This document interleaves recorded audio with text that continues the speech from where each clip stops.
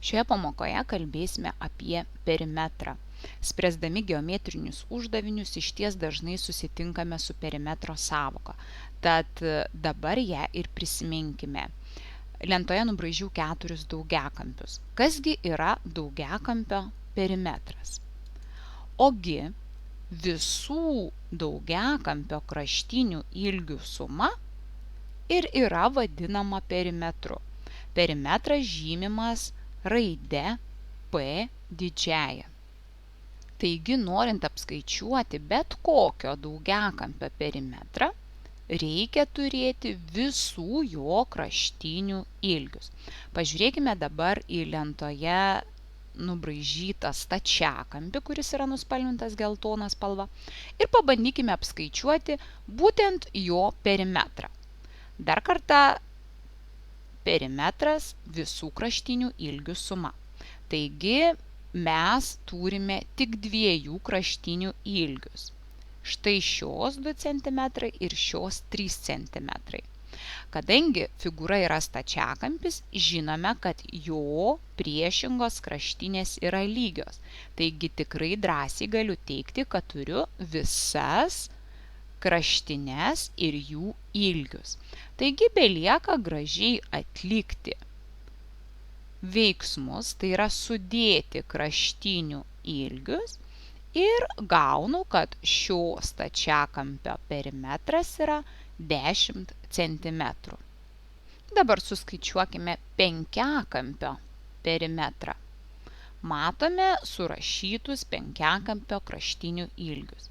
Taigi dar kartą perimetras visų kraštinių ilgių suma.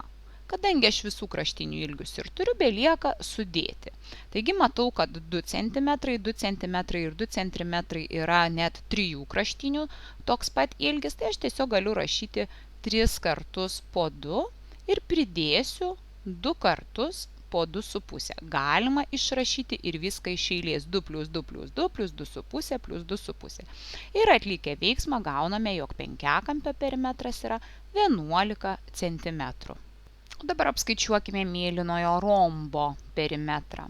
Perimetras yra visų kraštinių ilgių suma, tačiau aš turiu tik vienos kraštinės ilgį, 1 cm. Tačiau figūra, atkreipkite dėmesį, yra rombas. Ką mes žinome apie rombą? Rombo visų kraštinių ilgiai yra vienodi. Vadinasi, visos 4 kraštinės yra po 1 cm. Tai kadangi 4 kartus po 1, galiu skaičiuoti 4 kart 1. Ir taip gaunu, jog šio rombo perimetras yra 4 cm. Mokydamiesi matematikos formulės dažnai klausėte savęs, o ką man to prireiks gyvenime. Štai panagrinėkime 2 pavyzdukus, kurie tikrai yra labai gyvenimiški.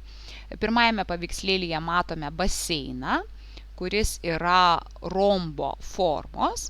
Ir įsivaizduokime, kad mums reikia visą kraštą baseino apdėti, kaip gražiai parodyta paveikslėlyje, akmenukais.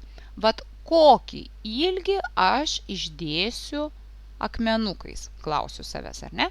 Tai jeigu aš turiu sąvokos perimetrą suvokimą ir žinau, kad norint surasti geometrinės figūros perimetrą, tai yra visos figūros ilgį, reikia sudėti kraštinių ilgius, tai aš visai nesunkiai susiskaičiuoju, kad akmenukais išdėlioti man reikės 2 plus 2 plus 2 plus 2, tai yra 8 metrų atstumą.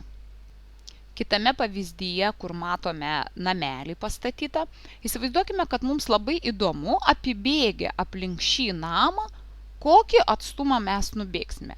Taigi, vėlgi, mums padeda perimetro sąvoka. Kadangi namas, kaip matome, pastatytas ant stačiakampio žemės sklypo, tai labai nesunku apskaičiuoti, kiek metrų nubėgsime, kai žinome, kad apibėgsime tiesiog stačiakampį. Vadinasi, mums reikia šio stačiakampio perimetro. Kaip matom, vieną kraštinę turim 5 metrai, Kitą kraštinę taip pat turim 8 metrai, o kadangi stačiakampio priešingos kraštinės yra lygios, tai turėsiu dar vieną kraštinę 5 metrai štai ten ir dar vieną 8 metrai. Taip nesunkiai suskaičiuoju stačiakampio perimetrą, kas praktikoje yra atstumas apibėgus aplink konkrečioje situacijoje šį namą. Taigi gauname 26 metrus.